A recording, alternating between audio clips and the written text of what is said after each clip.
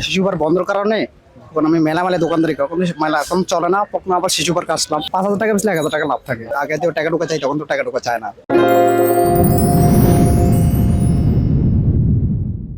আমার 4টা বোন আর আমি একজন, আবার আম্মা নাই, বাবা আছে।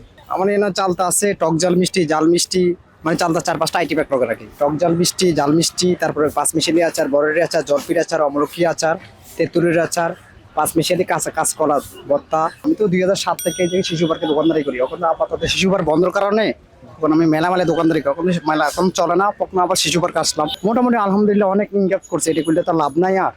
আর মোটামুটি সর্বনিম্ন আমার 50,000 টাকা লাগে চালান। এই আচার বেচতে 50,000 টাকা চালান লাগে। 4-5,000 টাকা হয়, 4,000, 5,000, 3,000 টাকা হয়। 5,000 টাকা বেচলে 1,000 টাকা লাভ থাকে। আমি তো পড়ালেখা কম জানি, তো আমি যেটা কাজ কর্ম শিখছি, ব্যবসা বাণিজ্য যেটা জানি, এটা কর্ম করেই খাইতে হবে। এটা বাইরে তো আর কাজ করতে পারবো না। আমি তো অফিস আদালতে কাজ করতে পারবো না। যেটা কর্ম জানি এটা করতে হইব।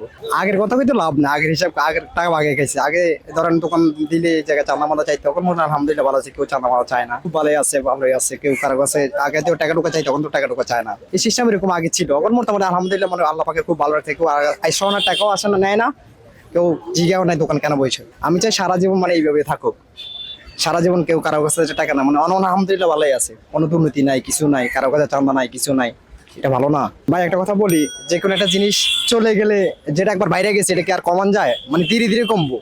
এটা নগদে তার কমন যায় না। কথাটা বুঝুন আপনি। এটা আমি 100 গ্রাম আচার বেশি 50 টাকা। কারণ আমার যদি ডাইরেক্ট যদি বলে 100 গ্রাম 50 টাকা, আমি যদি মাল আবার রিটার্ন, আমি যদি কমে কিনে আনি, আমি কমে বেচবো। কারণ আমি যদি কিনে আনি 4 কিলোতে দাম দিয়া, হেরা যদি উপরের লেভেলে যদি কমায়, তাহলে আমি কমে বেচবো। কারণ আমি তো কিনে আনি বেশি করে, তো আমি কিভাবে বেচবো কমে?